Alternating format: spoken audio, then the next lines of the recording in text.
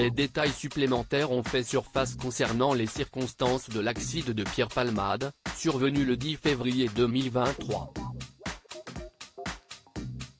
Selon BFM TV, ces éléments éclairent de façon nouvelle les faits et émanent à la fois des propres déclarations de l'auteur de cette collision frontale en Seine-et-Marne aux enquêteurs, mais aussi des passagers de son véhicule. Pierre Palmade avait déjà exprimé sa honte et à présent, les circonstances du tragique accident se dessinent de plus en plus.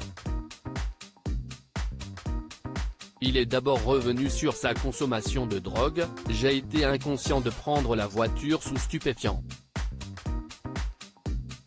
Je suis dangereux à cause de la drogue. Je suis un chic type, je suis quelqu'un de bien mais il faut que mon rapport avec la drogue soit résolu, que la drogue soit bannie de ma vie. »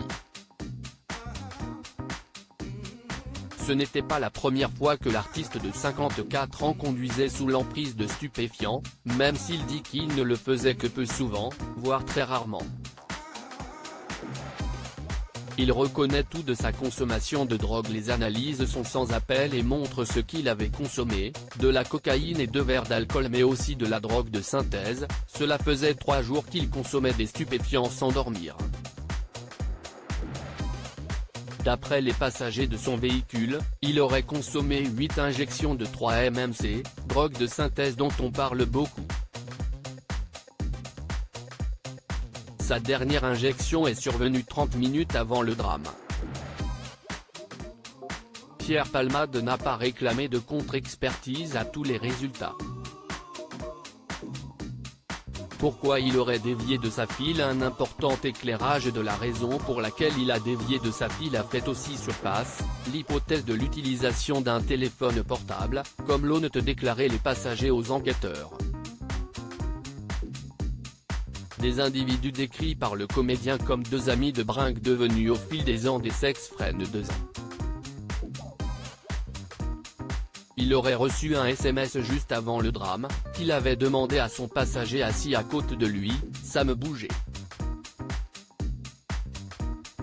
de lui lire « CIST » ainsi qu'alors qu'il était en ligne droite, il aurait soudainement dévié. Cela pourrait être une nouvelle circonstance aggravante dans le dossier, ajoute BFM TV. Le bébé était né viable par ailleurs. Les premières analyses ont confirmé que CIST bien l'accident qui a provoqué la mort du bébé que portait la passagère de la voiture qui était en face. Des examens médico-légaux vont être menés mais le premier prouve que l'enfant est né viable par césarienne quelques minutes, de 22h18 à 22h51.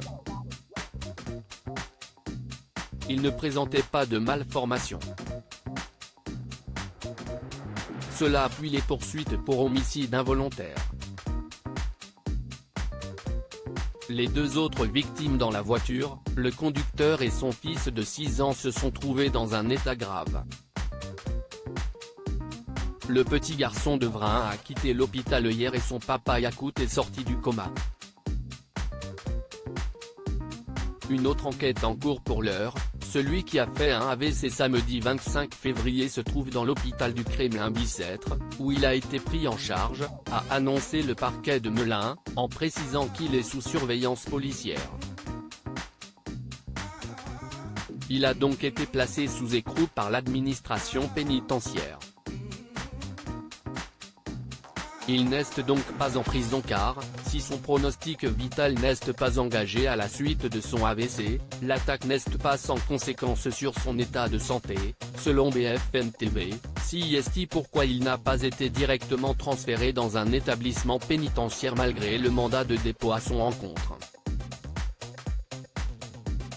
Une autre enquête sur la détention d'images pédopornographiques vise également l'artiste, après un signalement effectué auprès des services de police. Un homme a été mis en examen samedi pour diffusion et détention d'images pédopornographiques, et placé sous contrôle judiciaire dans le cadre de cette enquête.